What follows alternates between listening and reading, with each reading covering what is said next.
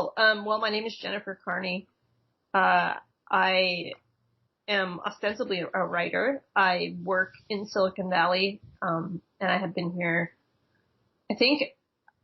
I don't know that I would have even reached out to you had I not had the experiences I've had being someone with an English degree in tech and not following a very traditional path in a place where traditional paths have enormous amounts of currency that nobody likes to acknowledge. So,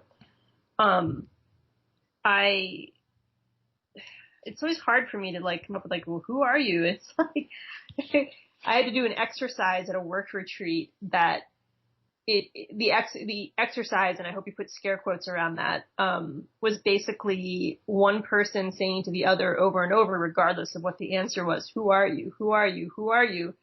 And it was very disconcerting. And it was meant to show that you were more than the things that you do. So I would say that, who am I? I'm somebody who has always been very curious and has just always wanted to help, no matter what that is, and what that means, rather. But my day-to-day is I am a content producer. You can use scare quotes on that, too. I'm a content writer, and it's all about content these days. But I like to keep things interesting and meet new people and have cool conversations. I feel like that's really for me, that's where I feel a lot of fulfillment is just connecting with other human beings. And so, I'm also a sometime popular tweet maker person. Sometimes people like what I have to say, which is always interesting. Sometimes people get very angry about what I have to say, and that's less interesting. And then, as far as why I wanted to interview you and why, beyond you asking me, which I'm very flattered that you even asked me to do that, I've been interviewing, entertainers and musicians for, over a decade now. And that it's a passion project that doesn't net me any income, but it has given me some very profound experiences in my life, from just shifting the way that I processed grief to just having an amazing time laughing basically for 20 minutes straight with some random person I never would have talked to before. So anyway, as far as why I reached out to you, I've always been very curious about what you do and why it's important to you. And I think we talked fairly early on, I think as I was trying to establish my cred to even talk about games with you, that several of my very close friends were in the One-Ups, which is a video game music band. They do typically kind of jazzy, but other kind of interesting interpretations of popular theme music from video games. And they're based in Fayetteville, Arkansas, which is where I lived and went to college. And I got to see kind of a glimpse into a pre-Facebook, pre-Twitter, pre-YouTube world of games fandom. And it was just really, it was, the One-Ups message board back when it was super active, it was just a whole world that I wasn't super, familiar with. I was not allowed to play video games when I was a kid. I always, snuck over to people's houses and played. But anyway, so I found it really interesting to talk about, games through the lens of fandom, through the lens of, people in the actual industry that are creating these games and how they feel about it, or people who stopped playing and stopped the fandom that they once felt, they were once so emotionally invested in. That's all interesting to me because as a complete music nerd, and we have that in common too, I know, investing emotionally in artists outside of ourselves, it's something that I have always had a lot of curiosity around, especially why some people persist and why some just like stop. So does that about cover what you'd like me to say? I mean, there's no script. It's whatever you'd like to say. It's more just context for where you're coming from and where you're coming from, and then also just like where you're coming from with the rest of the conversation that you're gonna like steer us through. And and we are friends, which is unusual.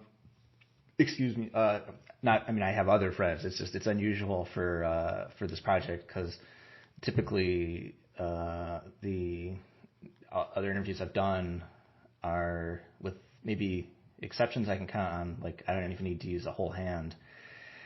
Those are the first conversations I'm having with those individuals. Like I think I've maybe done 2 or 3 with people who I know before who have worked in games or don't, but have some sort of interesting overlap.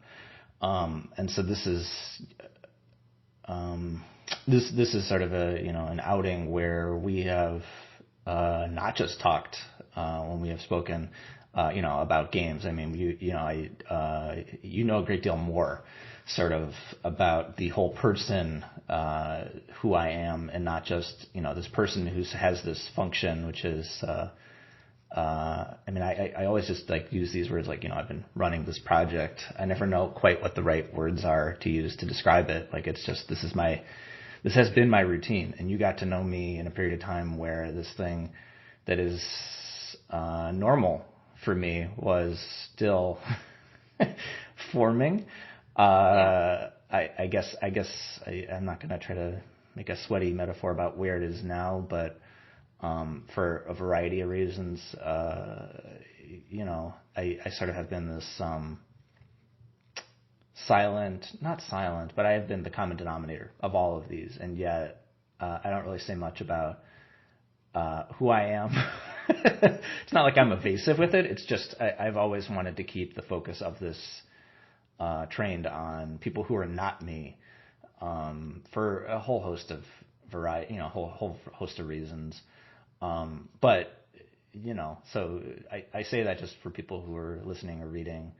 So that's why this is going to go to areas that other conversations haven't, and that's sort of why I wanted to include a friend in the midst of all these people,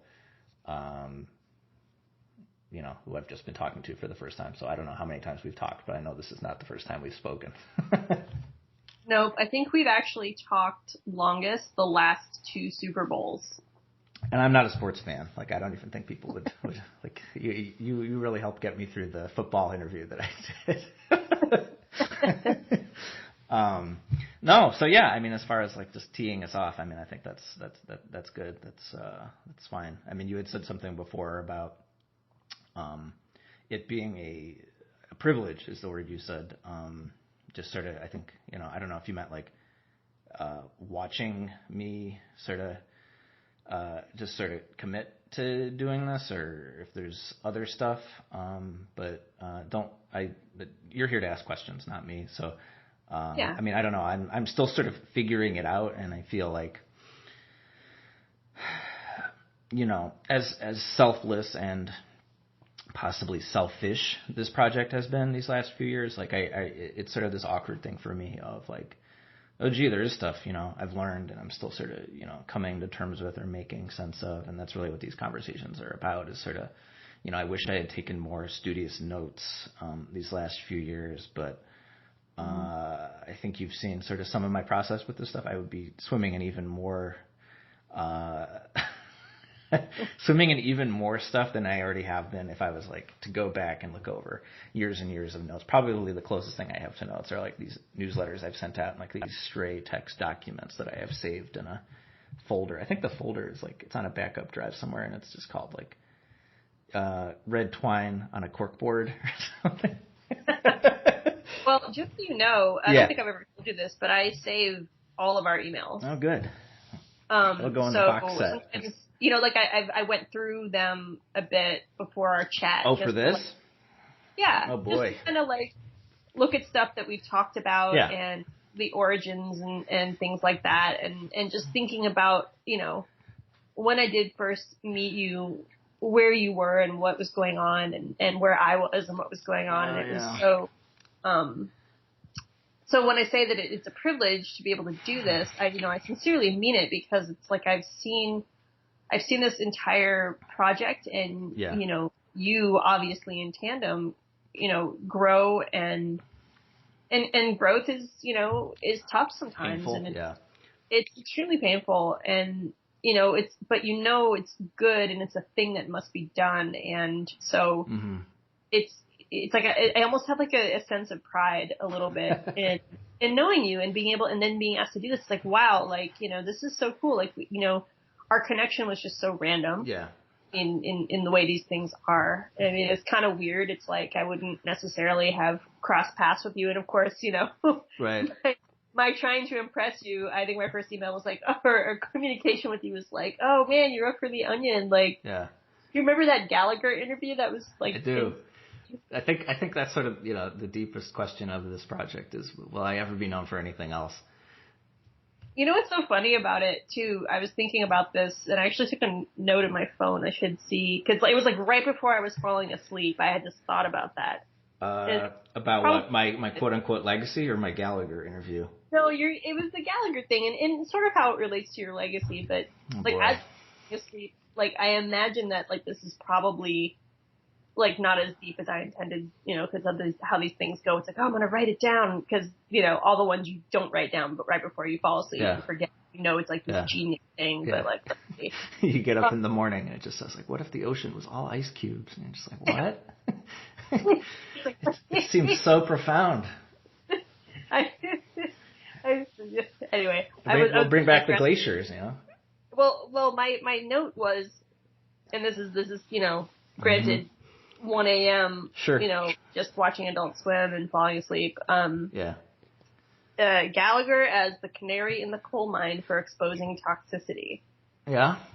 And I think my thoughts around that, if I can recall correctly, were that interview is so off the rails, toxic and shitty that it's like, I think it's one of those like moments where people realize that where people could see that like somebody that maybe you didn't even care about, but you just like see on the periphery has all this, like there's just this iceberg, the rest of the iceberg underneath the ocean of just total crap. I told you there was icebergs involved. Yep. I mean, I guess just for context, I mean, I've worked my entire life in various forms my entire adult life as a entertainment journalist or editor, and I guess I sort of jokingly say my legacy, but I guess like a thing that I was known for, and perhaps I'm still known for, is probably like 10 years ago as an editor at the Onion AV Club. I spearheaded trying to get an interview with Gallagher, which I did get. And 10 years ago, I don't remember how much of a big to-do it was, but I guess it sort of, in the end, wound up blowing up. I think people were still saying viral back then. I don't know if they still say that now. But it was sort of a thing where, I don't even know how many people, reading this or listening to this will even remember who Gallagher was, but, his relevance sort of peaked in the 80s. And so at the time, that was one fewer decade ago, but it was still a while ago. And I mainly remember sort of being chastised and teased for, sort of why would you want to do that interview? The publication has not necessarily like an image to maintain, but I think that there is an expectation of sort of, what they provide and the attitudes to take. And, I don't want to be here to cast aspersions against that publication. I mean, I was there during an interesting transition, and part of that was sort of just really experimenting with, local sections being online, and this with that came like this cross-pollination of enabling people such as myself, who is an editor in the Chicago market, the ability to take things like a feature meant for a local market in Chicago. So Gallagher was coming to Chicago, and I was like, oh, I should talk to Gallagher. And I think sort of the expectation is, like, if you're going to do that interview, it's like you should really just try to kick somebody while they're down.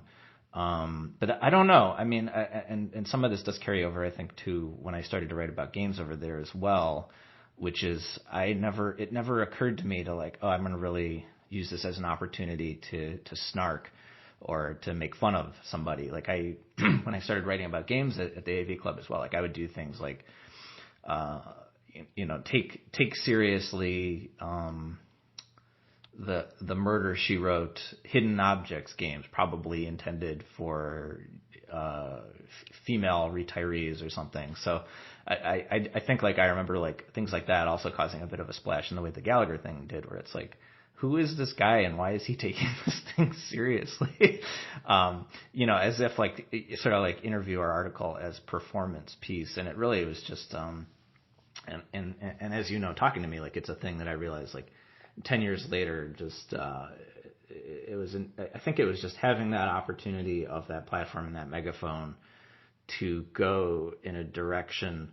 It wasn't even like I was trying to be contrarian or do something like that. It was just, I would talk to Gallagher, and I think, like, I can't remember. I mean, it was a long time ago. I know that it was just this thing that, like, when it got published, I mean, there was audio. I mean, I insisted we had to post the audio because there was just so much stuff. Like, he starts railing about, like, the WNBA and all these other things, like his anger at why comedians feel the need to drink water on stage. There were all these things where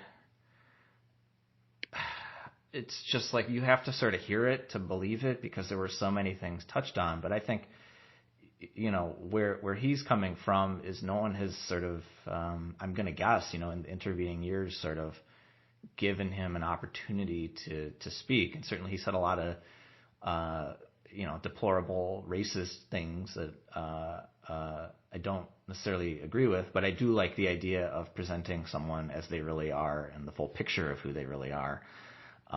So for me, I mean, you'll notice as I say all of this, it wasn't like, oh, my goal was to get a lot of traffic. I mean, and maybe that's something else that you'd want to talk about, is just sort of my general, I think, perhaps to my own disadvantage, perhaps not my own sort of,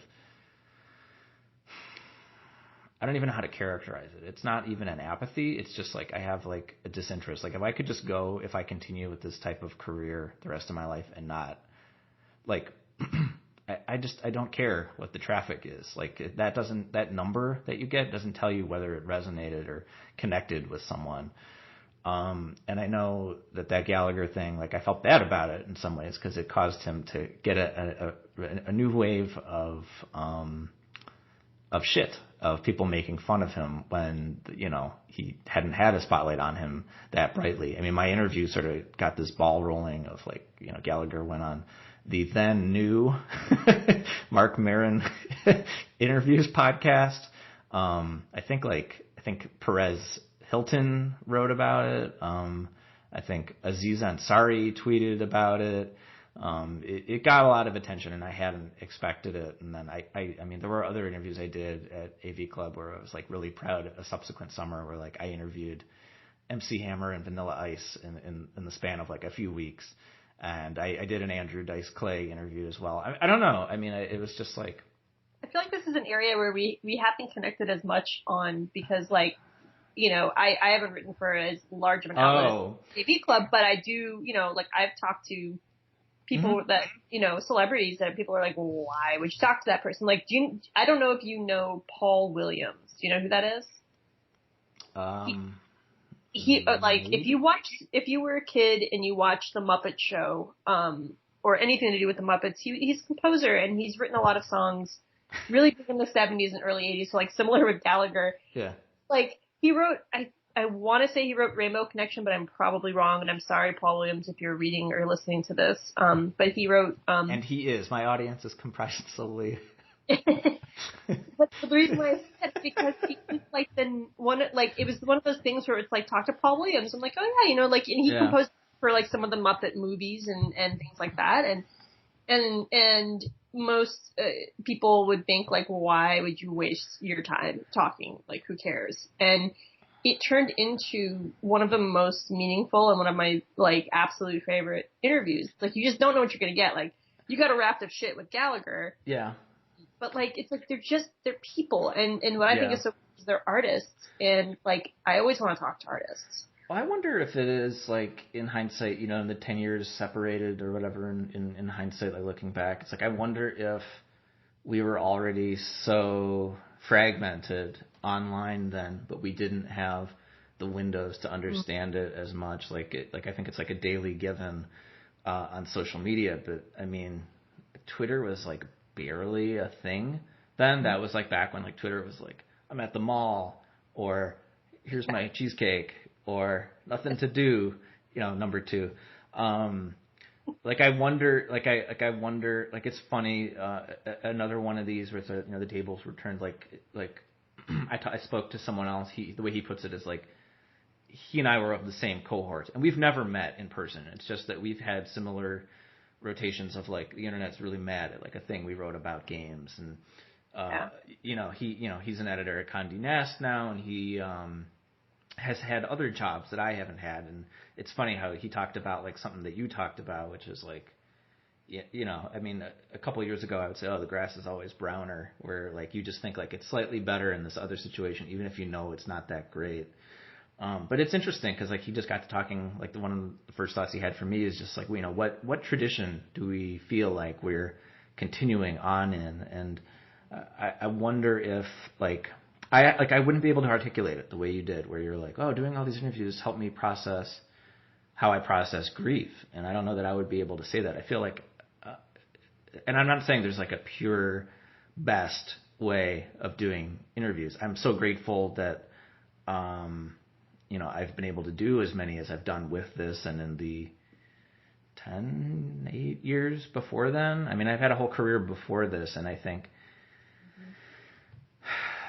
it's just interesting. I feel like with this project specifically, I feel like if there is a purpose, it's like to learn, but also to like have fewer opinions myself, or to like, how do I boil down what my opinions are to be like a few things rather than, I don't know, it's like I'm already like I can't even say what it is. It's interesting. Like I think people, of course, love an opportunity to talk about themselves. But it does strike me how unusual it is, especially in what is supposedly my field. It's almost treated as like a kabuki of like, why would you schedule time to speak to someone else? Like, why don't you just do it over email? Or why don't you do it in this other way?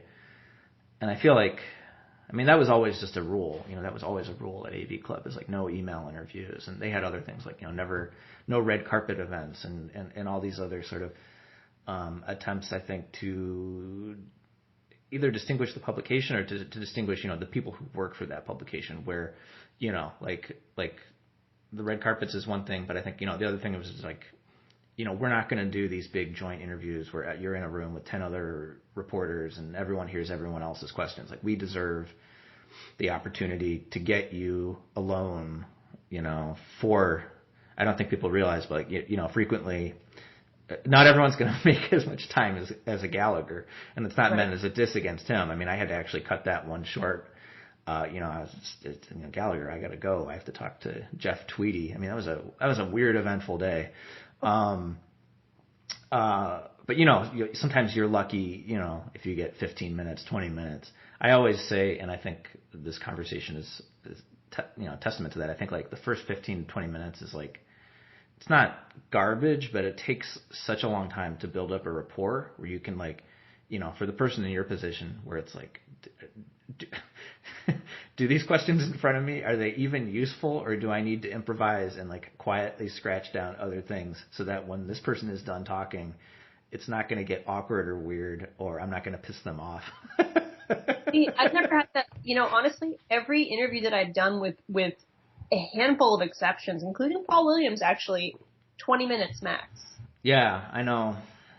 I think that I wonder if that's why you have such a concrete sense of like what you've gotten out of them, because I could again probably count on one hand the number of times I've done interviews that short. Not that they need to be as long as these are for this, but it's always bugged me because like I feel the same way you do, and I always I usually come up with like 10-ish questions because I figure I'll at least get to ask maybe half of them if we can have a conversation. But sometimes you know how it goes. Like if you have an interview, it's like one line answers because it's like you're their 50th interview of the friggin' day. You got another one to get to.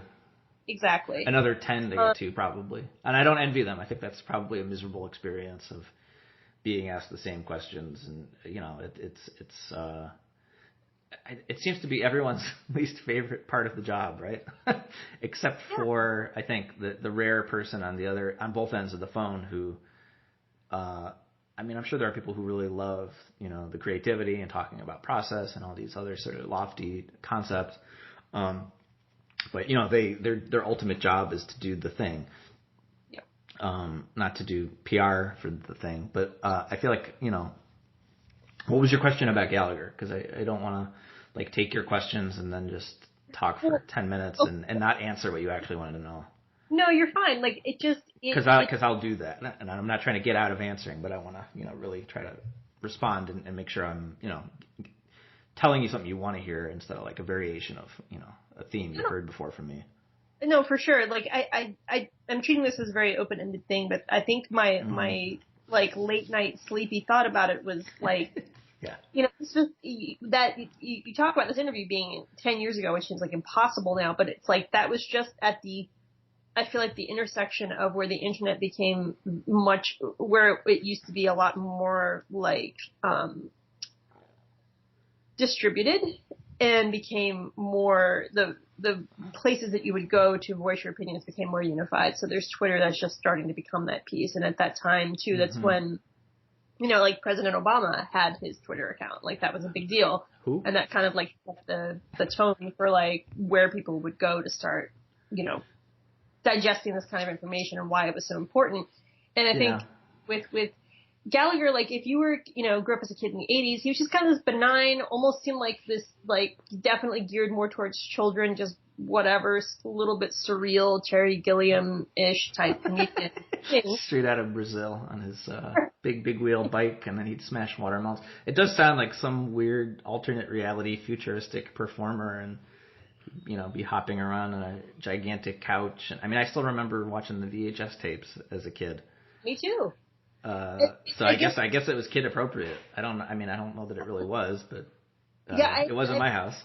Yeah, I have no like straight recollection, but I remember, as a kid, like that was a thing that we watched. Like, they wheeled in the TV to the classroom, like they'd be like, "It's Gallagher" for some reason, and that's cool. But like, so to have him be just so, and it's before really people understood like where he was at with his political beliefs and extremely strong feelings and insulting things that he says to interviewers thing. Yeah.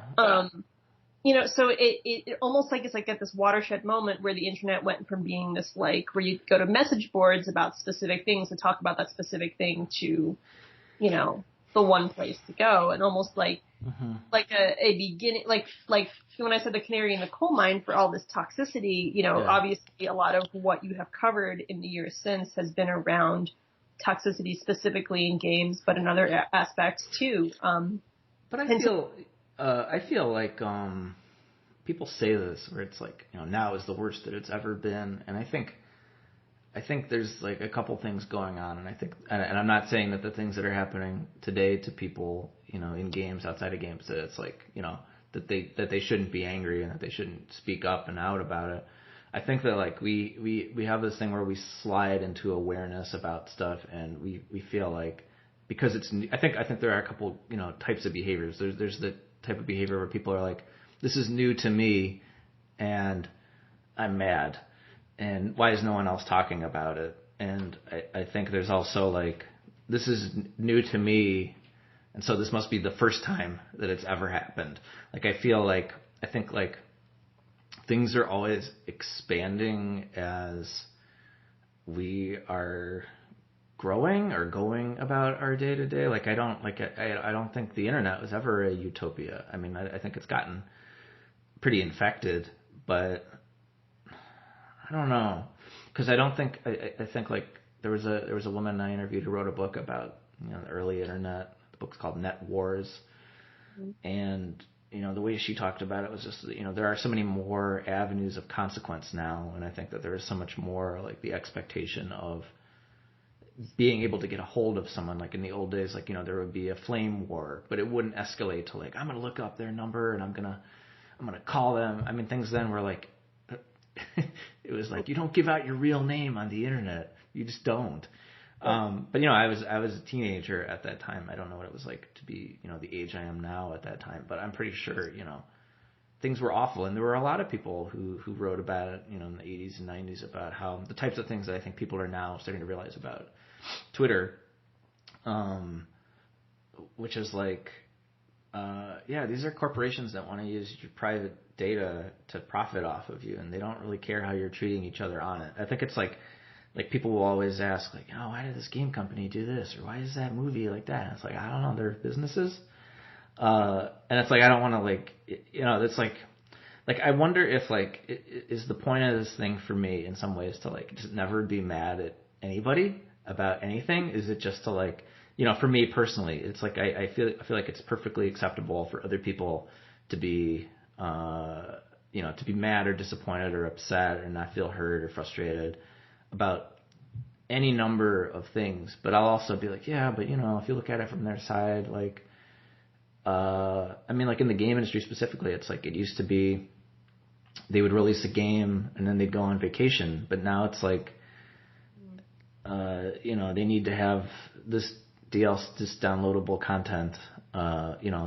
It's like it just becomes like this never-ending void, as the rest of the internet is now. Of like it will take whatever you want to give it, and people will never be fully satisfied.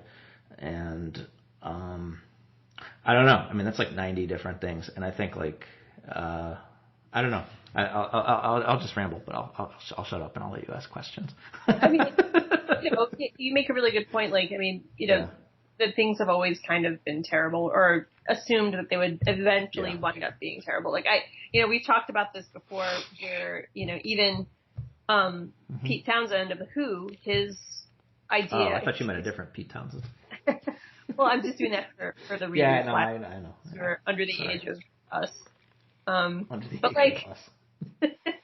But like I was just thinking about like his vision of the grid, as he called it, in this concept that he had called Lifehouse, which nobody understood. Yeah.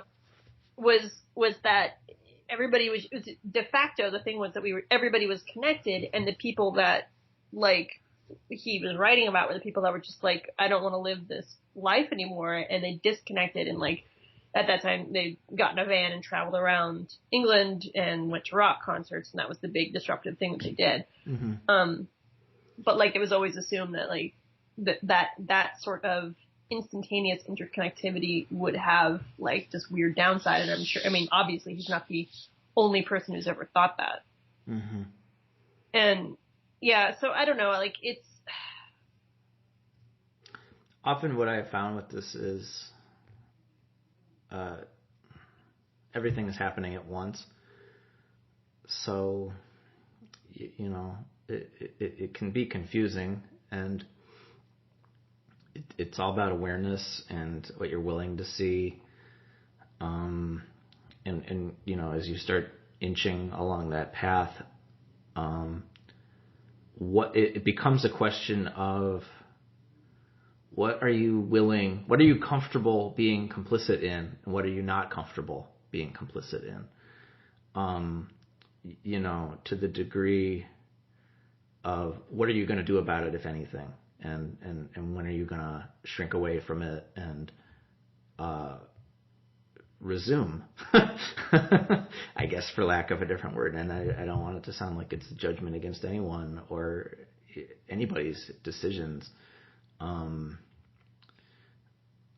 think also something that should be mentioned is in the context of like an interviews project that serially talks to whoever is willing, not just through the internet, through other channels as well, is that there are some people who their goals do not overlap with mine in the sense of they're not looking to figure things out or to be heard. They're looking to cause mischief or to, for them, it's a sort of performance thing. And again, I'll fall down on like the non-judgmental thing. Like, that's fine, but I think that's why there can be so much confusion and friction. I don't know why we're just talking about like internet friction not being. It makes me wonder what happened on social media this weekend. I think it's just it becomes this thing where we don't really listen to each other and we are policing each other, and we're just looking for the most immediate detour to like write others off. And I don't know. I mean, this ostensibly is an interview series about video games, but over time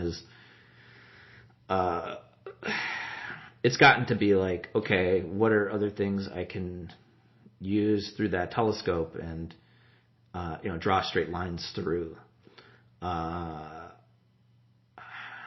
I don't know. I mean, I always just sort of talk about it like offhandedly, like, yeah, I thought I would be done in a year, and I don't think that should get me off the hook of being like, what's the point? Because I feel like in year 3.25, like 3 years and a quarter, it's like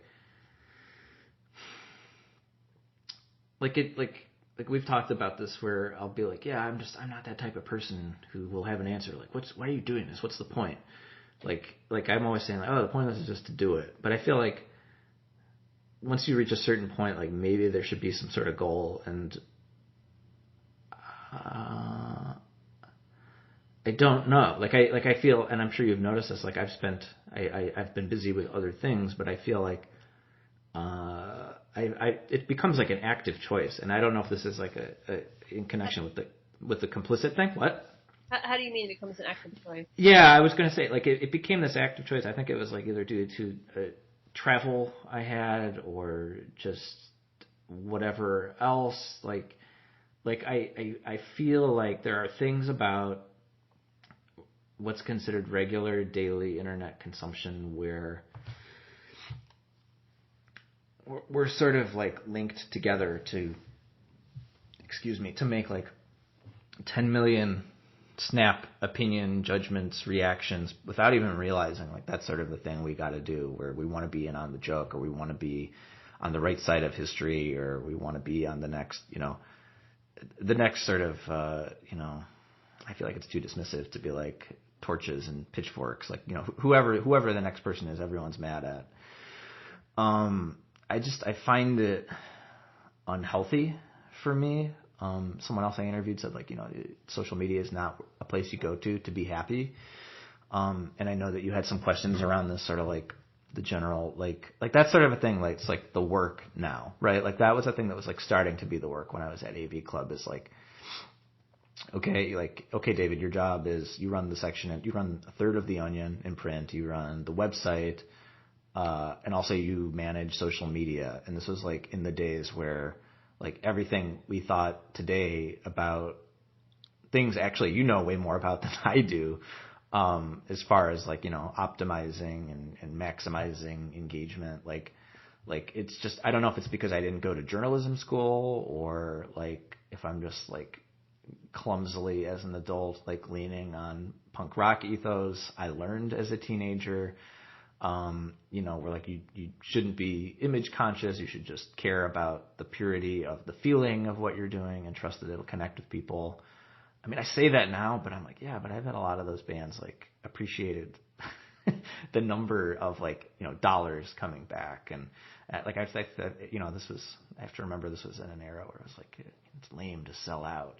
But you don't really hear people say, I think now people say like, how can I take my career to the next level but maintain my integrity? I think integrity is the way they talk about it now, but it's like this thing divorced of maintain your The brand. That would be something else.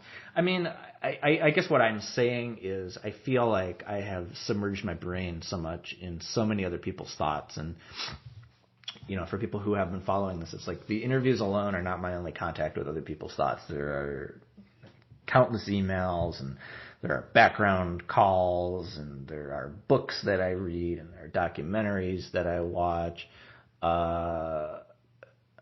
I mean, it's gotten to the point where, you've heard me say this, where it's like, I'd rather just read a book, because then I know at least that person has considered what they're saying or thinking, and really, really processed it. And so I feel like, the active choice is like, for me to process what all this has been the last few years, like, I mean, that's some of what I have done in these trips traveling, but I don't know if like I just submerge into a deeper crevasse. I wish there was a less hoity-toity way, a hole. I don't know. I feel like when you are bombarded with that day to day of like 10 million opinions and this article, that article. I mean, I'm sure. Do you remember that Portlandia sketch? I'm sure I've sent you it, where it was like first or second season. It's like, have you read it? Have you read it? Have you read that? Have you read that? Do you remember that sketch? Yeah, and then she winds up throwing herself out the window because yeah. Or I felt it that. says one thing, this thing says the opposite. Well, the thing where they're just like one-upping each other for like, have you read this latest article or this latest article? Like, I feel like maybe that's not an internet-only thing. Maybe that's just like an elitism thing. But maybe there's just like an elitism to internet consumption where, I mean, I get my fill of other people's thoughts with this. And, I mean, if we're talking just broadly about internet toxicity, I mean, I'm exposed to a more personalized internet toxicity in my inbox with this, or through random things on Reddit or whatever.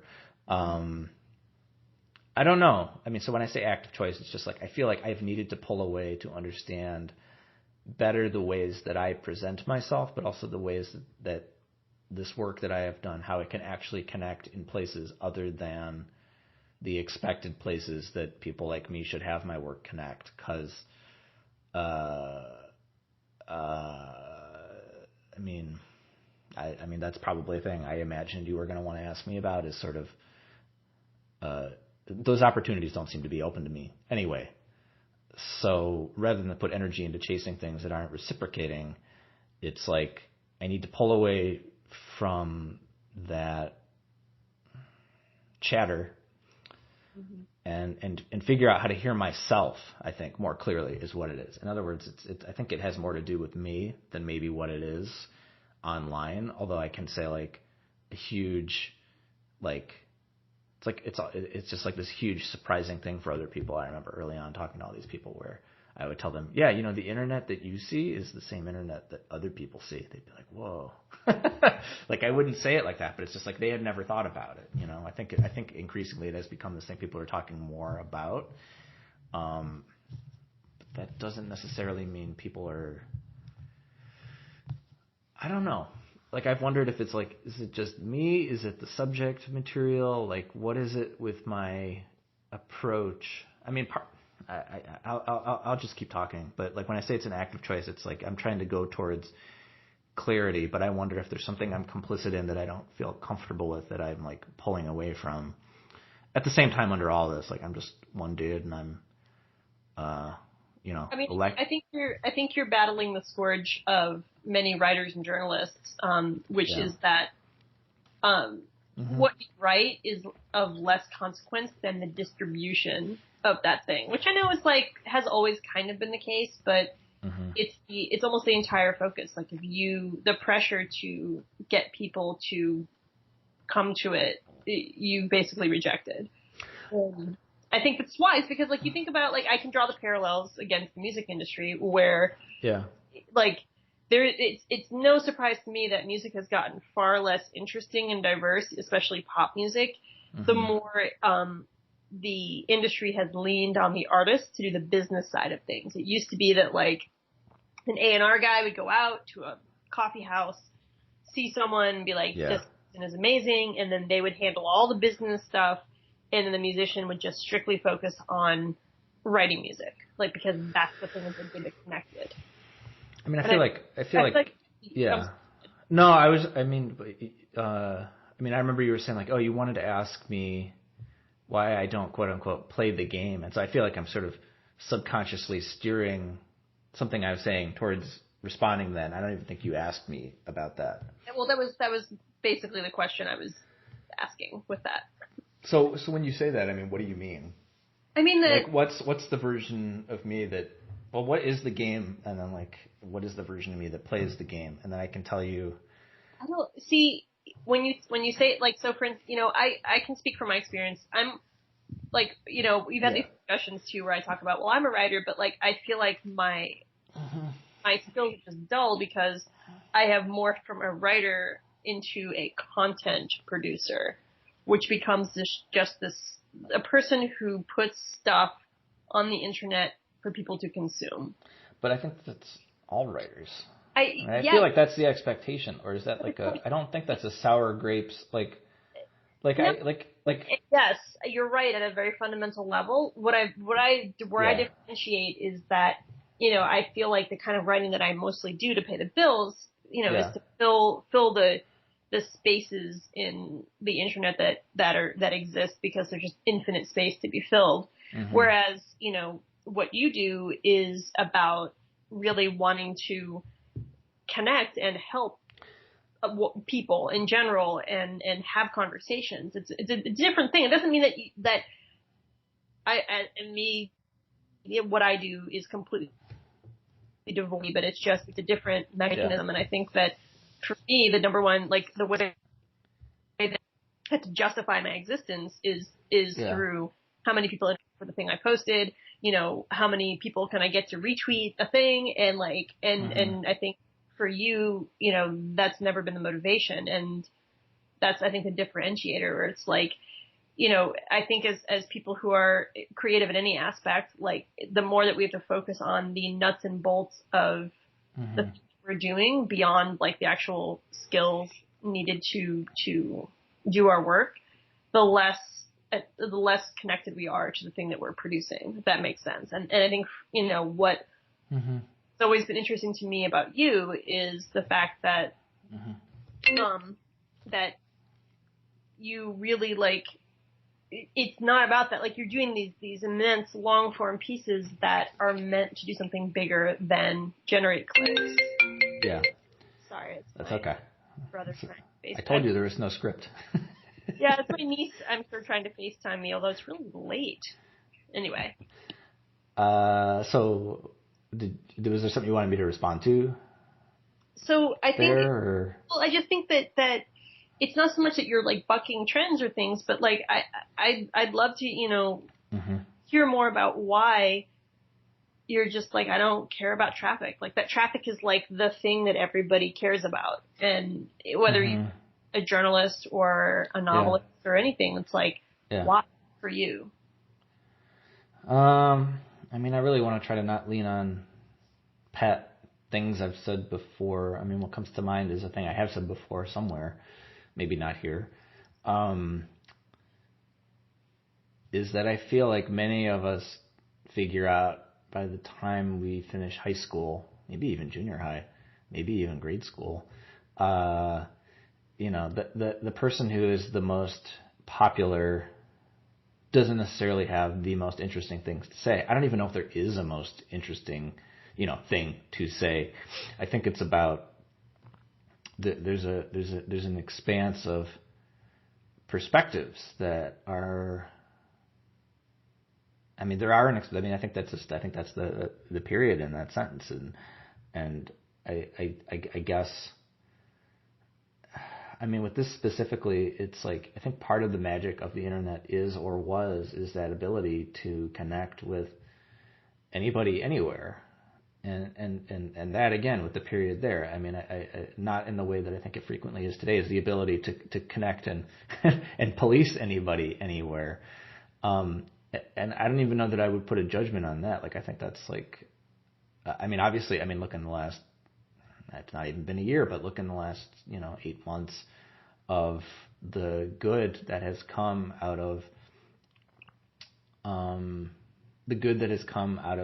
these, again, avenues of consequence, of people being able to speak out and to speak up. And I find it interesting that, we've spent like 40 minutes, 30 minutes talking about how awful internet toxicity is. But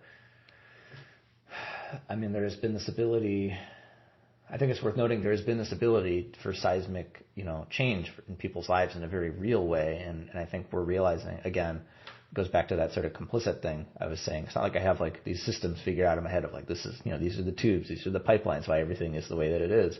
I mean, that's sort of why I'm doing these, is like, it's helpful to have this stuff extracted from me because I didn't realize it's even in my head. But I think it's worth noting that, like, all this seismic change that has come, and the way that people feel free to speak what they're thinking and feeling and what they've been enduring is because what we would have considered the appropriate channels, be it the police or going to the media or going wherever else, they failed people. And I think we fail everybody if we just stick to what everyone else is already doing. It's a very rational business approach to, we should be covering X story because it's a big story. But the thing to note is, the perception that things have gotten so much worse on the internet, if we're talking about media, is that it has actually overlapped with things getting worse in the media. It's just, when I started as an editor, I got that job out of college, maybe a year or two removed after graduating. And I probably pushed out, someone who my age now, which would have been a more, career appropriate, like that would have been a more career appropriate position for me in my 30s. But they could, and this is just, I think, a thing that happens at all businesses, where they could save money by hiring someone younger. And I'm sort of rambling, but I think we have sort of seen in improvable ways. It sort of hurts everyone if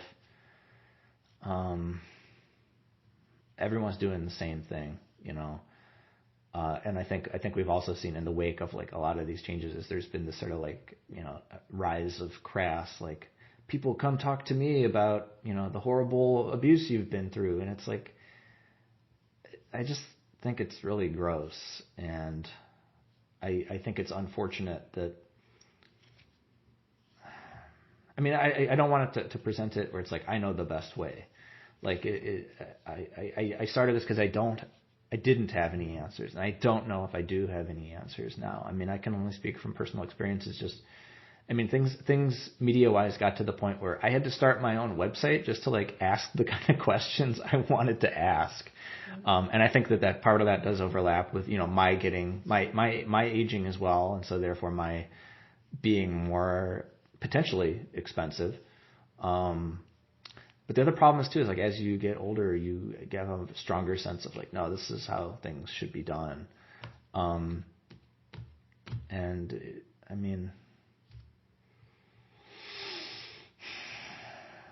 don't know. It just, for me, as far as games, like, where it was in time was, I felt like the only way to feel comfortable doing any sort of writing about games was to sort of help provide this outlet. And it started with one tweet, and I was like, I'll just tweet this idea I have and see if anyone cares. And probably if no one really cared, I would have done a couple and seen. I'm not really big on hypotheticals. I think you know that about me, but I don't know. In some ways it's like, I should have, like, to me, it's weird that it took that long for me to do a thing completely on my own. Not completely, but more or less, the lion's share of the labor does fall to me. But it's just like, why is it, if I have these ingredients in me, like, why didn't I do something like this before? I had quit writing for like 2 or 3 years before I started doing this. And now I feel like I don't do any writing. Transcribing is not really the same as writing. But it has been interesting to track that, where like people's relationship with journalism, with reporting, with blogging, with whatever, is people would call these transcripts articles or posts, and it's like, it's weird. I mean, I'm the type of writer who doesn't really like to characterize myself as a writer, but I know I'm fascinated by words and the way people talk about things and what they have to say. And I don't think you have to be a writer to do that, but just it always struck me as like, why are people calling these things articles and posts? And I don't know. And because I am not that image conscious or that involved with like, how can I maximize whatever? Like, I feel like there's a big piece of this puzzle that I don't understand still myself as far as like it's sort of the Yelp effect or whatever. It's like only the most extreme cases do I hear about as far as like people's relationship with it. I don't know though, and I know there are writers who are like, yeah, I'm writing for other people, so it's like it's weird. I'm doing this, really selfless thing, but then not really engaging with like what the response is. I just let people tell me what their response is. So I don't know. It's more like message in a bottle approach to content than let's just churn this stuff out. Expectations. What's that? I think you're just setting expectations, which is actually, and boundaries, which is healthy because I think it feels like there are just no boundaries. Yeah, and I think people resent when you do try to have boundaries. Like, I don't know. But I also wonder, like I would joke with my friends, from high school, those that I'm still in touch with, where it's like, I'm like, gee, while we were off being really weird and looking to get reactions from people, because, we felt so invisible. It's like, oh, our peers were actually learning how to relate to one another. It's like, I mean, I like to think that I am reasonably well adjusted, but it's just like, am I avoiding, like, I just don't feel like that should be part of the job is stoking flames and basically being Woody Woodpecker, or like, being a little stinker and just trying to piss off people or piss off the right people into, caring about what you have to say. I guess they call it clickbait. I don't even know if that's a term that's still relevant anymore. I mean, I feel so disconnected from a lot of that stuff because I just have gone and done my thing. So I don't know if that answers your question. I think it's just I got to a place where, at least in the games world, it's like I understood the nature of the questions to ask that I felt like weren't being asked. Mm-hmm. Well, actually, it at least got me started, on a path. For sure, and to that end, I mean, this is something that, I've been, as somebody, outside of the world of tech until very recently, even years ago, I felt like I needed to understand what was going on, and so I've been a Redditor for basically since it started. I was living in Boston, so it they're based out of Cambridge and got a lot of whatever. But anyway, my favorite posts, are always the Ask Reddit ones that ask Redditors to like answer a question that they've never seen asked, or to tell a story that's never had a context. Like there was never an Ask Reddit question, like whatever, that related to like this story that they've been dying to get out. Yeah. So, in a similar vein, like I'd love to know from you, like what kind of story would you want to tell or talk about? What kind of things you want to talk about that nobody's asked you or nobody has really thought about to get out? That's a good question, and I always feel embarrassed. I'm like, I should know 50 things to say here. I feel like it's like a spigot, or it's like it's a pump I haven't been able to prime. So I guess I could say I'm somewhat constipated or something in that regard. I mean, I think what a lot of people don't realize is it doesn't really matter, like what their personal knowledge of games is. People I talk to, like I think, like you're absolutely right. Like the questions that aren't asked would, of course, be the things people are interested in because they want to learn, or they have that question too, and they don't have that opportunity. I think what people don't really understand is that each and every one of these interviews is a question, and maybe I don't literally think of that, and it's more like I think the question is something like, it's probably a two-part question because I can never be concise. It's what is this perspective like, And I think sometimes the and there is like, I've told you like this question that a colleague had articulated to me, the way that they approach making documentaries is like, the question would be like, what is this perspective just generally like, and maybe how do they feel trapped somehow? And so it's not that I'm looking to cast any sort of pessimistic frame. I think it's like I feel like I use the word duty bound in each one of these interviews because I do feel, super grateful that people make the time to talk to me. I feel like games are, it's just kind of interesting how something can be visible and invisible at the same time. And so, like the way that I talked about, looking through the telescope, what other things did it line up with? I think like the types of things I would like to explore is I feel like right now we're in this moment where a lot of individuals feel and recognize the opportunity to articulate the ways that they are visible and invisible. And I mean, we can certainly talk about this. There are ways that I feel that way, and it never comes up in any of these interviews. And so I wonder if, for me, like part of, the active choice that I mentioned, like pulling away, is like figuring out my shit a little so that then I can come back and be like, okay, I've reconnected with my own brain. I've done nearly 240 of these over the last 3 years. Okay, I've found my own head. I've found my brain. And okay, I can see a little clearer, and these are the things that I want to say. I think really at the heart of it, anything I would want to do is that quantum visibility, that invisibility at the same time. I mean, the thing is, like, it doesn't even really matter what these interviews are about. It happens to be about games, but I think like we're realizing across the board, like, this is just kind of what America is like.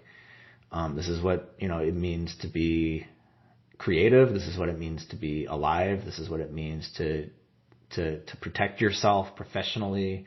This is about the armor that we have to wear, and this is about the damage that we've taken on. And I think I'm not interested in like just plainly asserting like, hey, there's humanity in games. And part of that act of choice of pulling away is there is such a disconnect that if like all the stuff that I knew when I started, you wouldn't realize there's this disconnect. Like you would just be like, oh, there are all these places to see and read and understand. Like, what are you even talking about? And I no longer, the problem is like, I just never know how the person I'm talking to who would say a thing like that, like how to best field it. Because there is that like, depends what your vantage point is, right? Like it depends what you see. It depends what you're willing to see. For a lot of people, there's just like, they don't give a shit about games, and I wouldn't blame them. It's not accessible to them by choice. And I don't think it's like, hey, you should care about these products. I think it's just like, I think the same things that has happened in games has happened to writers and has happened to, it's happened in tech. I think it's a universal. And so, I mean, I think really, the impact that like a thing that I would do with this is, I always say like, I want it to help people, and maybe I need to be more specific in the way that I want it to help. I don't know, like, I don't know what like the jungle of games would be like at the time. When did that come out? 19th century? 20th? Early 20th century? I mean, I don't think we really, I don't think we, do we really care what's in our meat now? And now, as long as we don't see it being made. Yeah. I mean, I don't know. And I feel like it's so audacious, like as a person who, at least publicly, is like uncomfortable talking about himself. Like I want this thing to help people, and I'm trying to figure out what the best way is. It's just there are a lot of obstacles to getting to that point. And part of that's on me, is like, learning the language of how to connect with those opportunities that will actually, further it and further me, which I think in that case, I think that's probably the cases where, me and the project are one to one. Is like, the better it does, the better I'll do. The better I do, the better it'll do.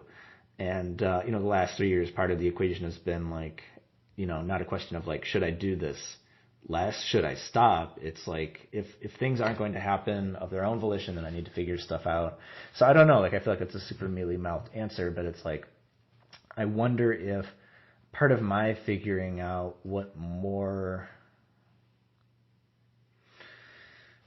getting to that better place for me, like I wonder if like once I figure that out, then I can understand like how to do justice to what I have done. Because I do think there certainly is a value in just like creating this thing and letting people, talk. There certainly is more I could do than just like throw it out there and let people find it. And I think very obviously like it would be ridiculous to like expect like anyone who's not super into one of these types of like disaffections or disenchantments or frustrations or curiosities that like that is the lifeblood of this. If you don't share that, then you're not going to be interested in a single 10,000 word Q&A, much less dozens of them. So I think that probably is the type of thing that I would want to have come out of this. And obviously, to do a thing that ambitious, you need to generate a lot of raw material. And maybe I won't even be the person to do it. Like, hopefully it doesn't seem like, letting myself off the hook. Maybe I just have really high standards and high expectations of myself. But like, part of me is like, maybe the purpose of this is like putting it out there and then someone else will carry the torch and do something with it. Or maybe the point of it is like, it was ignored. And then like 30 years later, people will be like, hey, did you know, like in the what do we call this? The teens, whatever decade. It's like, hey, did you realize that like, this is the way people thought about, working or entertainment or, creative industries or, I mean, I think that's just like one of the things that's so profoundly heartbreaking is like, this is a field that's thought of as fun and, depends where you go, right? Like that's not really a thing that's discussed, here. It's perception. I mean, like to your point and just, in tandem with how this project has grown, that feeling is, I think, endemic to any quote unquote creative or quote unquote soft pursuits. Like, it's like, oh, you're a writer. That's, oh my God, I could just write all day. That would be so fun. I'm just a CPA or whatever. And it's like, well, it's missing this other component. And I feel like, I should have a battle plan. I should be able to tell you like these are the 3 specific stories I want to tell. I mean, maybe I don't know. You start to kind of take that on too. You're just like, oh, like okay, so if everybody thinks this is fun, then I should get serious about this, and like there needs to be an outcome and a result and a KPI. Yeah, I don't know. I mean, it's not that like everything is cloudy with this. It's just like I think I trust in things have a tendency to like they'll sort themselves out. But it's also true like you can just like you could just wind up like never completing what the thing is because I don't think that like it's continuing out of a place of perfectionism. It's continuing out of a place of like curiosity. And I'm also like cautious of like congratulating myself or hyping it up or I mean I'm so disconnected but I felt that way at the Onion and other places too. I mean I am of an age where I can remember I would write a thing and then it would go out in physical form to other people, but by the time it's like by the time it went off to the designers or it went off to the printers, it's like I was done because I was already working on the next thing. I just don't think I don't like maybe that's changed, but I feel like maybe that's just like a journalism thing or a writer thing is like you can't afford to like beat that up your own butt. I mean no one writes like a single listicle or whatever and like they're done. Like I think and I'm not saying there's any sort of hierarchy to it. I think like whatever it is, it's like you want to do more. I think I just happen to be the sort of writer who isn't writing to please any sort of audience. I'm writing and interviewing and and just sharing, and I'm documenting really is what it is. Mm-hmm. And I'm just being transparent about what I'm documenting, and so, it's the same now as it was when I started. In talking about that documentation, I one of the things I really wanted to ask you about, thoughts on, and is about fandom. Okay. And where, I feel like, so. It's over. I mean, like, obviously, like, all kinds of people are fans of one thing or another, whatever that happens to be. Mm-hmm. And I think for me, the thing that I would love to get your thoughts on is something that I've thought about a lot myself, where when you go from like fan to stan, and there's fan to stan. Yeah, do you know what a stan is? It's like I know a stan, but I don't think you're talking about the guy I went to college with. It's like, I don't know the expression, no. It's a combination. It's a portmanteau of a really not great one of soccer and fan. Like stalker fan. Okay. That, like, if you write something like Beyonce is terrible, like all of her stans will destroy you. Like Oh, you mean like are you talking about like the tribalism in fandom? Yeah, but just that level of investment. Yeah. So to the point where it's like, okay, let's rally the troops to like destroy this random person because they said something about a thing that we really love. And I think for me, it's like, fandom is something, I've definitely experienced, and, and in my experience, and maybe it's this way, but it does appear to be almost like at a certain point, it can get to like a fugue state where anything can happen. Like where, like it just the skewing of reality becomes a little weird, where it's like your priorities are all filtered through this lens of this fandom, which becomes kind of an identity, but then it's not, it's outside of yourself, and it's, anyway, I think my questions for you around that are really just like, what do you think creates this dynamic? Like, it's one thing to be like, you know what, I love this game, or I love this brand of car, but what creates the dynamic where you go from like, I really love this thing, like I will listen to this album 20 times, to like, if anybody says anything against Radiohead, I will like dox them and SWAT team to their house? I think it's just unhappiness. I mean, I really think it's that. I mean, I think there's also like,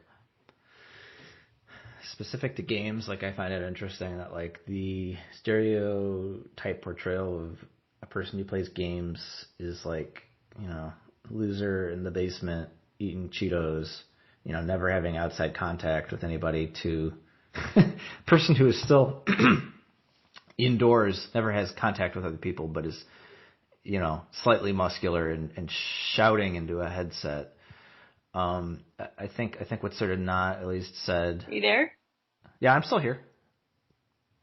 Can you hear me? Hello? Hello? Can you hear me? What the heck? I can still hear you.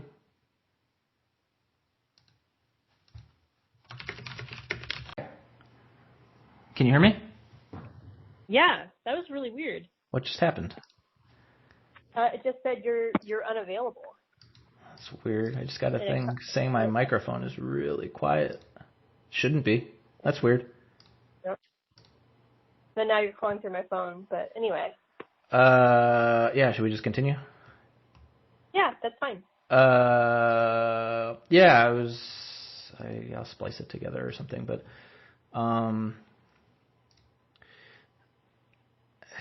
yeah, I mean, it's gone, like the stereotypical portrayal of a person who plays games has gone from, a loser in the basement eating Cheetos, getting no contact with the outside world, to a slightly older, slightly more muscular, perhaps loser, still inside.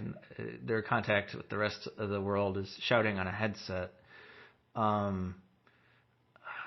Shoot, but I forgot why I was talking. You're talking about because you were talking about, like, I was asking why, Oh, how people, yeah. why, yeah. Yeah, I mean, I think the through line that's not examined there is I don't even think there's anything wrong with being solitary, but I think it's that the no other human connection. But the problem with saying that is there are people who legitimately that's their people and that's their way of interacting. Like it's not like they need to be out at the community bake sale or at the at the soda fountain or the bowling alley. I mean, like I think we used. I mean, I'm sure there were loners then too. There are just antisocial people, and I think it's just people are frustrated and feel like their experiences are not valid, and there are many people who that's where they get meaning from in their life is through a thing instead of Right. through a relationship with another person. They forge a relationship because of another thing, and I don't think one is more valid over the other, but one is certainly slightly more disconnected from the other. But I mean, you cannot tell those people or those individuals that their thing is less valid because it's not your thing. I don't think that there's like some ultimate form of us interacting with each other that's like the apex. I think moderation is important, and I think staying grounded to reality is important. But generationally, people who are younger than us will contend that the internet is real, and I mean, I mean, you and I are not of that generation, and our friendship exists because of the internet.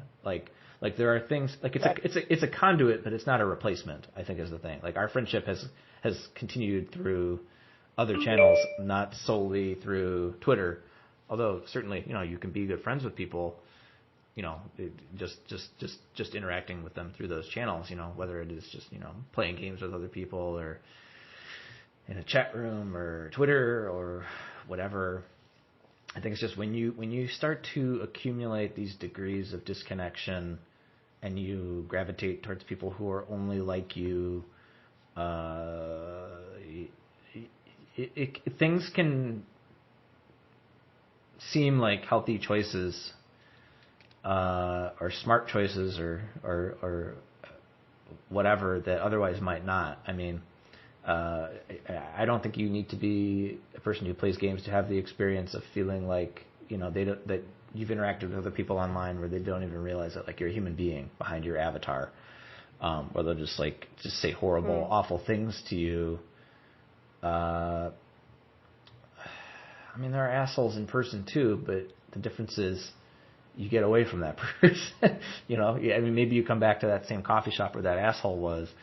But it's not like to the same degree. Like you can't really lurk in a coffee shop. I mean, you kind of can, but someone will see you, in the way that it happens on the internet or somewhere else where, like 4chan gets singled out. But I mean, like I've interviewed like this guy who used to write about games, and like he told me about like being antagonized on like square dancing forums. I mean, like assholes exist everywhere, and I think like games do get singled out. I think somewhat less now. I don't know. I mean, this is something I feel at a disadvantage with, where because I'm not as in the noxious fog of it day to day, and there are certainly good parts of hanging out online too. I always think like, oh, maybe it's gotten better, and I would say this to other people I interviewed, and they'll just laugh. So I'm like, oh, I guess it hasn't. But then again, maybe that's a case of me gravitating to people like me, and their sense of it is skewed. I think it's just to get back to that other thing where it's like everything is happening at once, and I think like somehow things have gone to like we've done this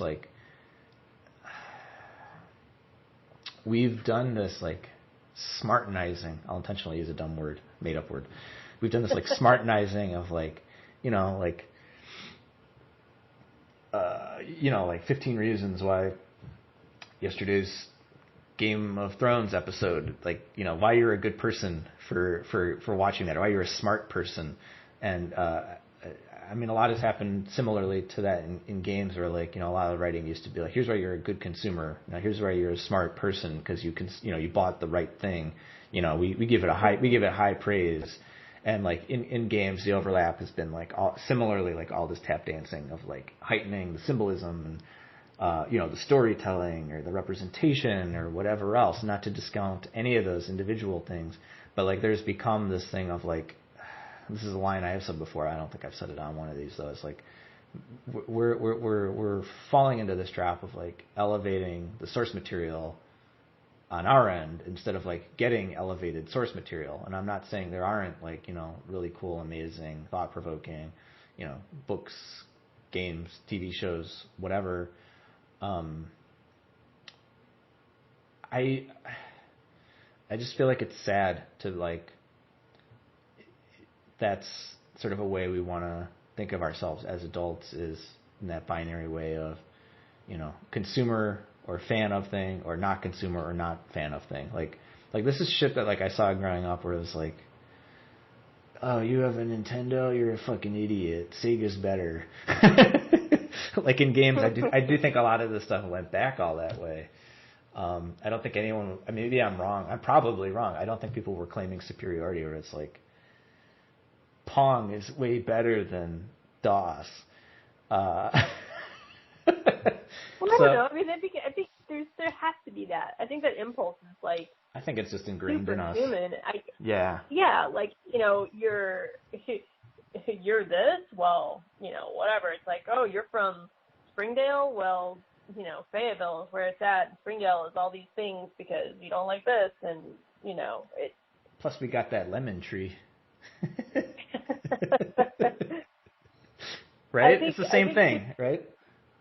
But I think where I kind of am trying to dig into is like, yeah, that's, you know, I understand that that's a very fundamental thing, but I feel like there's like fandom is kind of like, we all acknowledge that this is not like where you stand on whether you like the Beatles or the Stones or whatever is not like a defining, like it's superficial. If the Beatles and the Stones, like, you could never listen to them anymore, your life would continue, there would be other music, like whatever. But like, I think with certain kinds of fandom and the okay, so let me back up a little bit. Well, like, hang on, let me toss this in, because I think like the other part of what I'm saying is like the other thing that's ingrained in us is like we want to outdo what we've done before. We want to see things we haven't done before, and it's like I think the word culture gets used way too much, or maybe I use it way too much. I think it's like the nature of culture, which is like, you know, a group of people, is to outdo what it has done before. And so, you know, you ask about stands or whatever, and it's like, you know, it's gone from like, I'm taking pen to paper and I'm going to let them know I don't approve of what they did to Sherlock Holmes. I mean, and there are cases like, you know, literally like, I can't remember, whatever your favorite centuries old insult was of, you know, why am I the guy, you know, the author of Sherlock Holmes. He I've read stuff where it's like he had been accosted on the streets for like killing off Sherlock Holmes, and like, you know, you sod or whatever it is. I can't remember. And so I think it's just like, you know, again, there's avenues of consequence. It's like, yeah, well, I'm gonna fucking call the SWAT team and send them to their house. It's like, it's that expansion thing I talked about. It's just like, it seems so much worse, and you're like, it is worse now, because I don't remember people calling the SWAT team someone's house in the 18th century, and it's like, is that even possible? Well, I mean, I agree with you. I think too, like I called the fire brigade. I called the fire brigade to his flop house because he liked the wrong vaudeville troupe. It's like that shit never happened. And like I've talked to like radio historians who are like, you know, the radio drama historians. Even that is a contentious thing in that world. Is like, do you call it radio drama or do you call it something else? I mean, these things are so universal, right? And I think like in games, there has been historically like this exceptionalism responding to like this deep place of insecurity of being blamed for a lot of things, and seeming like it's for losers, is like, you know, games are so amazing and blah blah blah, and you know, and then, you know, fans become aficionados and blah blah blah. It's like, But like, in radio dramas, like I asked, it's like, did anyone ever send letters complaining about the syllable pronunciations of Little Orphan Annie? And it's just like that stuff never happened. So I think it's just like, we're building on what came before. And I think people in general are just not interested in history, even if it is, even if it is like a fun thing like games where you'd be like, oh, you want to go back and play all of the old retro stuff. And, it's the same in music. Like I remember Dave Grohl was talking about in that Sound City documentary where he was like, advising people growing up in bands is like, don't just listen to everything that you can find on the internet. Like go and find who influenced, go and find who influenced, your favorite band today and who influenced them and I think I've even heard Alton Brown talk about this, of like how he learned so much about food. It's just in the Dave Grohl example, it's like you go further and further back and it's like you get further away from like studio tricks and just get back to like, what the input is rather than, futzing about with the output. And I think it's like, because being on the internet and voicing our opinions is like it's like breathing. It's like we don't think of ourselves as as connected to those traditions. It's just complicated because it's like what gets conflated with this a lot is people have legitimate beef and things that should be addressed. But the problem is like other groups are like, no, it doesn't, or no, we have it worse, or no, you shouldn't exist, or no, I'm going to threaten you into shutting up. And I feel like as a country, I think this is as true 10 years ago as it is today, is like we can only seem to handle one problem at a time. And a popular approach is, okay, when we approach this topic, when we solve it, this group is going to come into prominence, and then they're going to punish everyone else for marginalizing them. It's like it just, and that goes back to caveman behavior, probably cave person behavior. I don't know, and it's just like I don't know. Well, it just seems like the kind of intense fandom to me, anyway. And I'm not a student of this the way that you are. That it's something that is extremely helpful at the outset. Like I think of when you're a teenager, or when you're junior high or high school, and you identify yourself with a band or with something, and it becomes like this instant community around you, where it's like, you're super into whatever, like, when I was in school, like there was even this is, I was quite a bit younger, but like New Kids on the Block, they were huge. And like, right. I don't think like most of the girls actually gave a shit about them in a super meaningful way, but it was a very formative thing. And like, then like, you start to become more of a fan, and so you make like your own little NKOTB stickers and patches on your backpacks, and you have the big things you put on your desk, and there's stickers, and there's all this like paraphernalia, and it becomes this like all-encompassing thing, and everybody has an opinion about which one they like the best and why, and when something happens, is it good or bad, and you get really, really involved. But it's like, to me, like that feels like a stepping stone towards like forming, real communities. Not that you don't meet real people in fandoms, but like, forming like the kind of communities that take you from childhood to adulthood, that, you get to know human beings, that, the kind of people that are going to help you move when you need it, or that, become peers in whatever your chosen field is. And I feel like there's an element of immaturity in the way that fandom persists at the fanatic level, that it's difficult to jettison. And I say this as somebody who, as a fully grown adult in the working world, got absorbed into a fandom like that, where it was like, once you disabuse yourself of the notion that this is really, really important, it's like being cast adrift, and you're like, wait, was it actually important? And if it's not, then it's like, okay, well, now it's time to grow and take the next step. And I just, so to me, it's like, I feel like this, when I talk to you a lot of times, because I'm not into, as you know, I'm not a gamer at all. Right.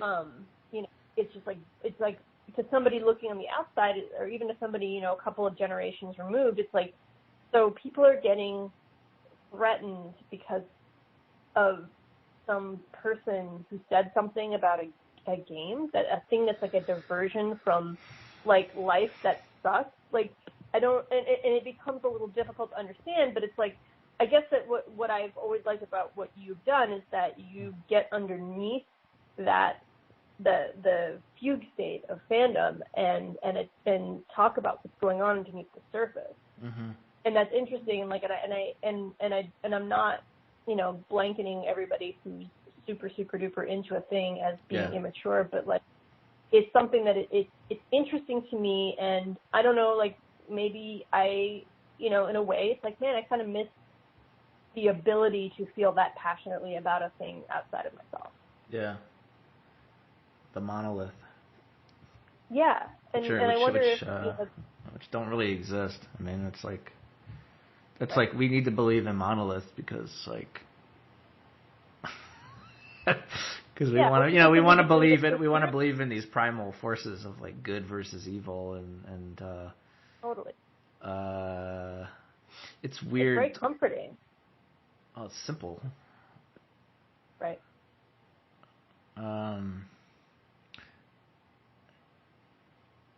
Yeah, I guess we answered that question. I know. It's kind of not. It was like a. No, it's a good question. I don't want to sound like I'm like anti-community per se. It's just like I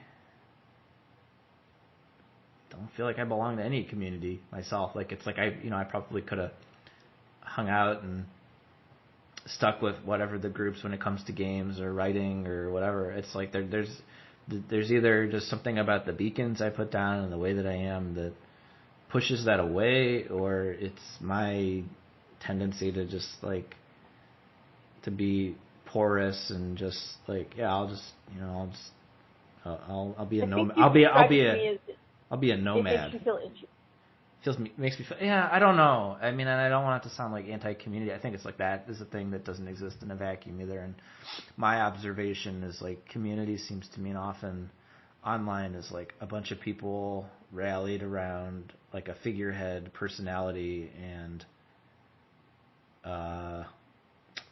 emulating them in likes and dislikes. Mm-hmm. Maybe I'm wrong. I think the figurehead could be like. I think the figurehead could be like a literal person, or it could be like intellectual property. I think what the thing that I enjoyed the most about being super involved in a fandom was that there was minutia and there was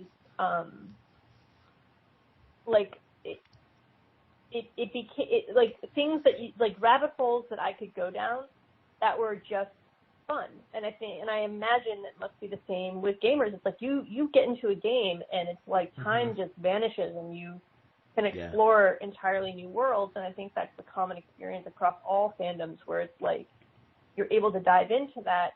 And I think that it's super healthy to have those kind of escapes. The thing that I struggle to understand is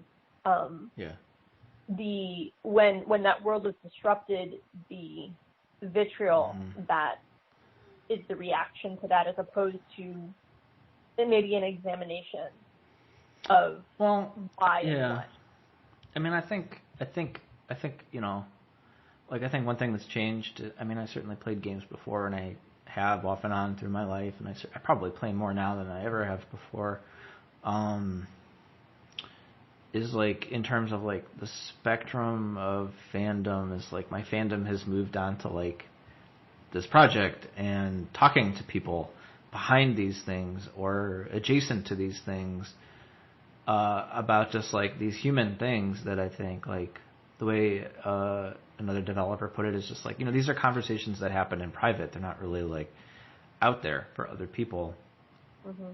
I mean, but it's like I couldn't do a thing like this if I'm thinking like, oh, every random person is going to read or hear every word of this. It's like it feels so disconnected from what that experience is. And I think I think when it comes to games, like it's been a pastime that traditionally has wanted to, like the Wizard of Oz thing. It's like, don't look behind the curtain because it was beneficial in some fundamental ways. I mean, initially, like when it was like Nintendo in Japan, although they're, Atari and other stuff, but it's like when it was early days, people didn't want to have their best talent, taken away from them and coaxed to join another company. So like it got to the point like you'll beat like one of the first, and maybe it's not even Mega Man, but one of those like early sort of tentpole still legacy series. It's like you'd go back and you could look it up on YouTube after we're done. Like you look at like credits for some game and like it's like you'll see like just a first name, like sometimes like just like a string of just first names. So like it came from this like business Darwinism, which like rationally makes sense. It's just it's unfortunate that like it's that continuum of don't look behind the curtain has continued to like streamers are supporting themselves playing games on YouTube, but like good luck getting attention on like the types of abuses we have heard or read about in other industries, also in entertainment. Like it's just like the people who make games are sort of denied their personhood. I just that's fascinating and like hard to believe, right? Right.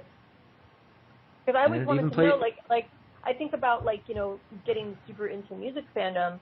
The natural progression for me and like a lot of the people that I was surrounded by was like, okay, so this band, but then who's the producers and when they had this producer versus this one, what was the deal? And like you get to know like the entire like everybody knows the Beatles, but and a lot of people know George Martin. Like he's part of the package. He made that happen. It's just games are so image conscious that it's like resistant to, unless you're like deep in the weeds, like you'll like, I don't know. It's just it's odd because I think people outside of the culture like games look so amazing now, and then it's like it's dissonant to be like, why is it so culturally regressive?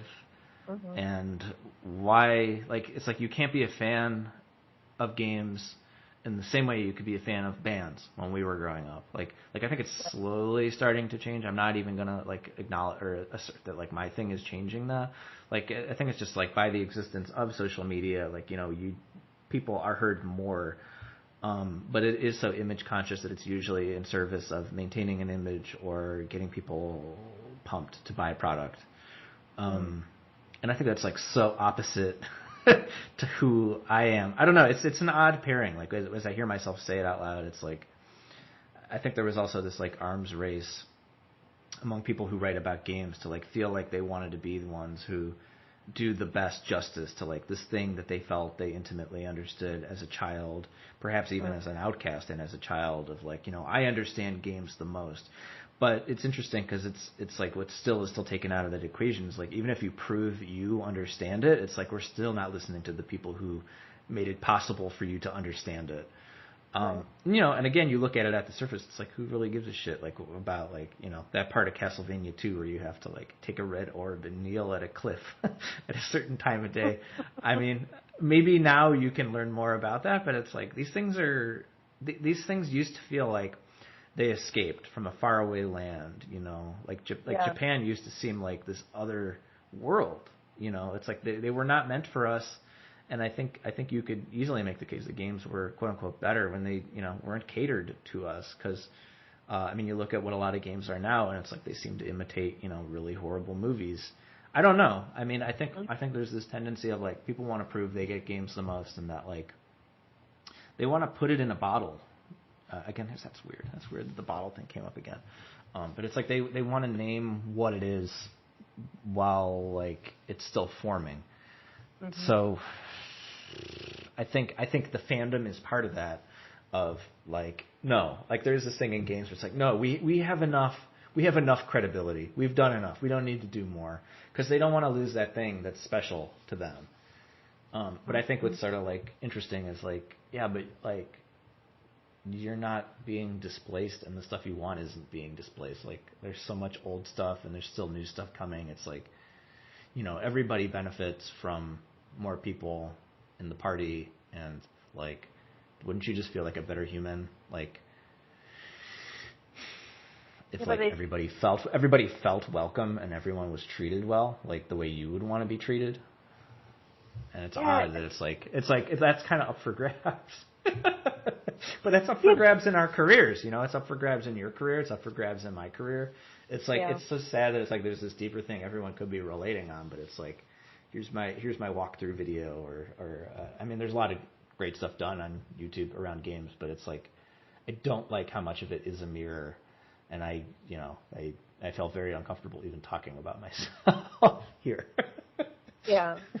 I'll just forget that I'm doing it, and I'll just answer anything you want to know. You know, it's like if I start thinking about it. I think it just, you know, yeah, everything that you've said kind of distills into a point that you made in one of the emails that I was reading over, which was everybody's got it bad, and we're just so numb to it. And I think that we all forget that we all forget that we have shared pain, and we all forget that. I think fandoms help us. It's like it's this weird duality where they connect and they fragment at the same time. And you want the fragmentation because you want to feel different and special, but you also want to connect. It's like, you know, the like mall goths, you know, that go to Hot Topic and they all wear the exact same things and the exact same T-shirts, and it's like they're doing things that are against like what a lot of other people are doing, but then they're all doing their own same thing because they still want the connection, but they want to feel different, and it's just like the struggle. And in the midst of it, because we don't study history, because we don't take the time to like really connect with people, you know, it winds up just creating this negativity that kind of festers and just doesn't really have a place to go except to other people who feel the same negativity. I mean, you know, you strengthen the chains that oppress you by pulling against them. Right. I think the deal is like, well, I'm not the one doing it. Someone else is doing it. Yeah. You know, I'm pulling against it in the right way. Why don't you understand how bad I have it? I have it figured out. I'm not even saying I have it figured out. I think it's just like, I think there's something to that, and I don't even know if it's like people get into stuff to want to fragment. I think it's just like they just want to fucking break, and they want to turn their brains off, or they want to be immersed and involved in something other than, you know, even if you have a good life, you enjoy that, you know? Sure. What else do you want to know? I mean, there's so much. I mean, I think you touched on the main thing that I really wanted to hear from you about, which is the fandom kind of conundrum that exists and that toxicity, you know. But I think, you know, what would be important for me to know too, you know, from you, because you've had a lot. There's been a lot going on in the last 3 years, obviously, with you. And you know, I want to know, like, you know, if you could wave the magic wand right now and have the outcome of, like, you know, the next 3 months appear to you, you know, what would you want that to be? Like, what do you want that to look like right now? Like, what are you asking? Meaning, like, of everything that's going on, if you could determine your destiny, if you could see down the road and point it in a direction, like, do you know what that is? Do you know where you would point it and where that would be? Or does it matter to you? I mean, I like not knowing, but it definitely does feel like I've been tightening this catapult. And it may, I mean, this is a stubborn endeavor, isn't it? Yeah. Like, why do this? Like, it makes no sense. Like, I used to be frustrated at, like, certain writing opportunities or things 3 years ago where it would be like, they're devaluing my labor or something. Imagine I'm pushing my glasses up. And it's like, but I think about it, it's like, well, but aren't I devaluing my labor with this? It's like, I have a Patreon up, but this type of thing will always pre-select into not being as like, lucrative as an HD hentai on request service. You know what I mean? It's I like, want to know what that looks like. yeah, well, I did my research when I started this, and it's like that was like I don't know how these people are not being sued for copyright infringement, but they are definitely making bank with this.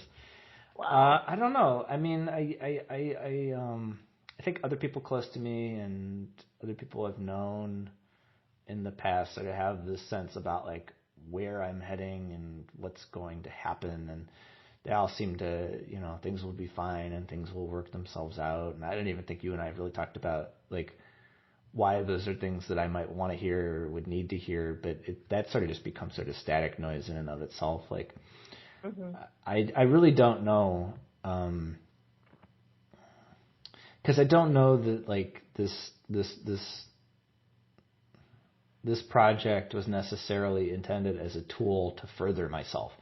Like it certainly is a good marketing tool, and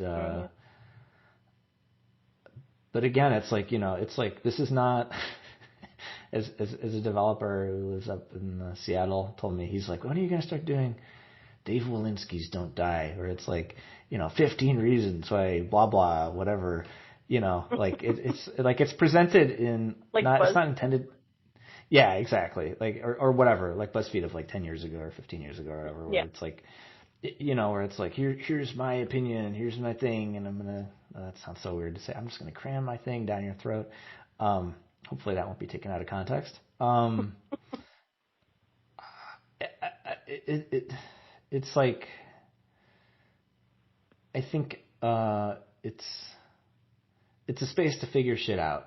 And that's true for everyone I talk to, but also for me. It's just so like, I think the dots people don't connect is like, how is it you're doing all this? Like, how do you have the time to read all these books and do all these things and spend all this time? And it's like, it's like, I'm trying to get to the next place somehow. And I think it's like what has wound up happening over the last 3 years is like, there has always been some sort of carrot that has been dangled where it's like, oh, it seems like, this will open some sort of door somewhere. Like it was never intentionally done. Like, I'm going to keep doing it because it's like, how can you plan for doors being opened for you? Right. And so I think it's like, I guess like in my heart of hearts, it would be cool if like, I don't think it's going to happen in the next 3 months, but it would be cool if it's like, oh, I found my group, I found my community. And it's not like, I think the irony is like everyone wants to find their community, and then you wind up doing that stuff I described, and it's like of like taking others to task. I think that's sort of the problem with like a journalist group, right? Like that's part of the job. Or I think increasingly it's like people expect journalists like, you have to give us hope, you have to fix things, you have to answer stuff, and I think it's like I mean I didn't go to journalism school, and I think if I were to have any form of imposter syndrome, like it would be like around like traction as a journalist, because I don't think that's a thing I ever thought of myself as. And I mean, as like what's on the horizon is like, I may soon have a master's in journalism because of this thing. And so, it's like I really loved that movie Spotlight, and it's like, oh, it would be, I had thought when I saw that, it's like, oh, I guess my dream job would be like to be in a Spotlight unit for entertainment journalism, but I don't even know how optimistic. I mean, that was like, pre-Weinstein, pre all that stuff, where saying a thing like that, I mean, it would seem weird to people, right? And I mean, I hopefully, my doing this is not to send out this message that like, oh, I'm like like Eddie Murphy or Mike Myers, where like, I'm such a control freak that I have to do things on my own way. I mean, I'm not playing 90 zillion different characters, but like I am doing all of this stuff myself. And I don't know. I mean, I think it's like 3 months isn't enough time, but I think it's like hindsight will reveal sort of where I was hoping it would take me, because it will have wound up taking me somewhere. I mean, the difference between, this conversation today and talking on this day 3 years ago is, I mean, I would hate to even discuss it because, if this thing doesn't work out next year, then I'll be back to square one. And I've done it before and I can keep going. I think it's like, I really would like to do something with this that does help people and does help connect dots. And then I'd like to just sort of see where things go from there. I don't know. Like, I feel like in talking to you, like, there's a way I feel between things in a different way than I normally feel, which is like between things in the sense of like, yeah, okay, like this is just sort of like a weird project, right? Like, it's not for anybody else. Every once in a while it will line up with a different place, or things will write a thing about it. But it's like there's this feeling where like I'll be able to like scoop up all the marbles and take them somewhere else, and I can decide what to do with them on my terms. And it's weird because like we talk about how toxic the internet is, but it's like, I mean, all I had to do was show up and do the research and be curious and listen. And it's like in this weird way, like, and you are one of them, not just because you're doing one of these interviews, but like in a weird way, like all these random people from all over the internet, like gave me this gift of maybe getting back on my feet, in a stretch of my career, in a time in my life where, like what is, where I have felt visible and invisible. Maybe that never really changes, but maybe you can be more at peace with it and like learn how to, find some better equilibrium and balance those two more. So I don't know if that's going to happen by September, but I think like, I think that rings true, and maybe you'll agree that rings true as like a destination. But the thing is like, that destination is like a beginning point. So I don't know. I couldn't even begin, it's like the same with like the rest of the stuff. Like I wouldn't want to even put that in a bottle. It's just like, I guess what I'm saying is like, I'd like to know that I'm being listened to more. Mm. So if that's like a goal of yours, I don't know that like, like an ambitious interviews project is the best way to be heard for yourself. But it's like, I'm sure you've sensed in me, like, it's obviously given me something. It's just a thing I don't think about and don't talk about that much because you can't really think about it to yourself, Yep. So, I mean, I think it's just like what an amazing gift this thing that we mainly talk about being horrible is. So it's like, which is true? I guess they're both true, Yeah. Well, I mean, what you're doing, I mean, and it's funny that you mentioned, like, talking, if I asked this question of you 3 years ago, the possible answer would be probably incomprehensible today, just because of how it grew in ways that these things tend to grow, which is just very haphazardly. And I mean, I'm just laughing because I feel like I probably all these things I've answered have been so haphazard, and I'm not saying that in like a self-conscious way. It's just like I'm very, very clearly like gears are still turning and I'm figuring it out, right? Mm-hmm. Well, I mean, I think that's what makes it connect with people who, like me, just, I'm not a gamer. Like I wouldn't know, I really wouldn't know the first thing. And yet mm-hmm. the thread throughout where you're giving people a platform to be heard and to, have some sort of catharsis around the things that so many of us go through and we all just don't really talk about because it's, we feel embarrassed or we feel like we shouldn't, mm-hmm. Like we feel we should be or do or be, just automatically just exist as something, different or in our minds better than who we are. Like, it's an important thing. And, I think, if I can remember what I thought your project was 3 years ago compared to what it is now. I mean, it's like, Mm-hmm. it's something that I've seen grow alongside of how it's grown you and Mm-hmm. your work. And that's why when I, at the beginning, said that I felt so proud, it's like, I know how hard it is, and I know how hard it is to stay with something, even though it changes and morphs and goes down different roads that you didn't expect and maybe didn't want, and then you come out the other side and everything, winds up being more or less okay. Like, it's hard to hang on in that side, and I think you hanging on and you continuing to do what means the most to you, which is to help people. Yeah. There needs to be more of that, and that's just how I feel about it, and so I understand the existential questions about the topic at hand and the theme overall of what you're doing, but I think by now that it's much bigger than that. I'll say that, but I don't think I grasp it. I mean, you're quote unquote getting it. Has been helpful, because I mean, I may be able to talk to a lot of other people, but I'll never be able to have their perspective and hear the way that they talk about things. And I'm not seeking, validation or approval, but there's no better way to understand, than to just listen. Mm-hmm. So, I appreciate, through the years, your support in many ways, and your shared curiosity and your patience, and just, as I would put it, just listening to me chew with my mouth open. And I'm sure the thing is, like,